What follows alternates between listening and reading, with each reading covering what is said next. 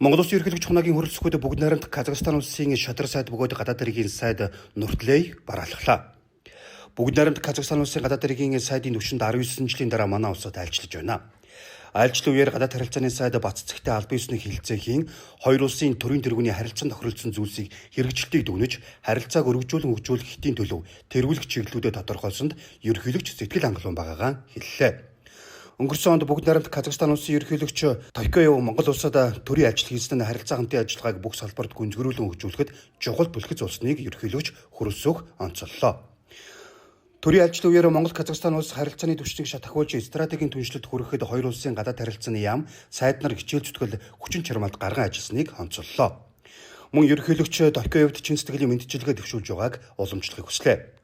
Хоёр улсын харилцаа хамтын ажиллагааг өргөжүүлэхэд үнэтэй хувь нэмрээ оруулж байгаа ерөнхийлөгч хүрэлцэхүүд бүгд найрамдах Казахстан улсын шадар сайд бөгөөд гадаад хэргийн сайд Нуртлей талархал илэрхийллээ.